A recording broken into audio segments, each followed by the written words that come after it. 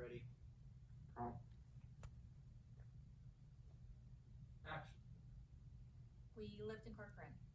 That's where I was born. My dad used to work out in the fields, and I guess my mom did too.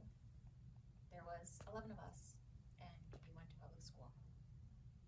I must have been about 11 or 12, and you're supposed to ask for permission to work at the age of 13, and I wasn't quite 13 years yet. I had to go to work to help support the family. I was the fifth one, right in the middle. My mom and dad always worked, so there was always work to be done because there were so many of us. I remember coming home from school and we had to make tortillas. We pitched in, cleaned house, made dinner by the time mom and dad came home from work. I remember I said to mom this one time that it was just getting too much for me. And she said, okay, the boys will help you. I would make dinner and they would have to clean the kitchen and make their own beds. And she'd even give the girls something to do so that it was each of us with chores. My older brother, Albert, he was like the father image there. I remember my brothers would come home raising heck, and then he would come raising even bigger heck as he walked in the house. They knew they had to help out, and they did. Cut. We lived in Corcoran. That's where I was born. My dad used to work out in the fields, and I guess my mom did too. There was 11 of us, and we went to public school. My dad worked in the cotton fields.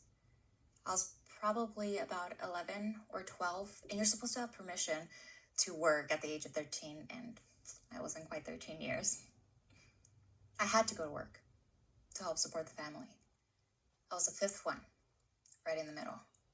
My mom and dad always worked, so we always had to help out because there were so many of us. I remember coming home from school and we had to make tortillas. We pitched in, clean house, made dinner by the time mom and dad came home from work.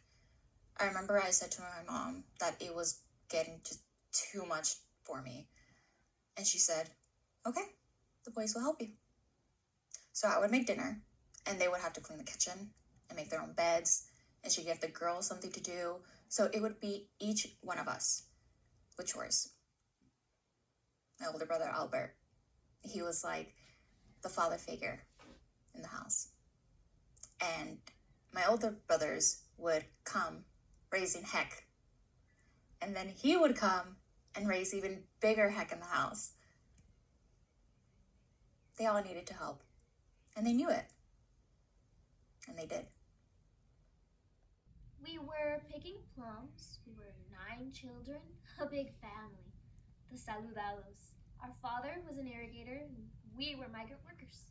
Our parents took us to all those places to pick plums. Santa Rosa, Yuba City. Healdsburg. It was hard for us. We were living in the camps. Tin shacks. No running water. So many people. They came from Arabia or Filipinos.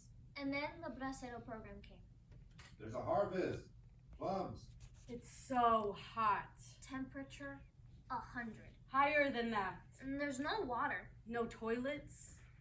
We went to this ranch. It was close to the river. And we were picking plums for over 2 hours. And then To the river. we ran to the river. We ran and got wet and screamed and played. But then it was time to come back and pick. And our daddy looked at us. We were scared. Then he swings open his arms and a smile as big as the sun shines on his face. We were so happy. He always gave us moral support. Cut. We were picking plums. We were 9 children, a big family. The Saludados. Our father was an irrigator and we were migrant workers. Our parents took us to all those places to pick plums. Santa Rosa, Yuba City. Healdsburg. It was hard for us. We were living in the camps. Tin shacks. No running water. So many people. They came from Arabia or Filipinos. And then the Bracero program came. There's a harvest. Plums. It's so hot.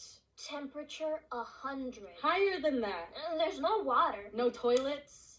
And we went to this ranch. It was close to the river. We picked plums for over 2 hours, and then To the river. we ran to the river. We ran and got wet and screamed and played. But then it was time to come and pick plums.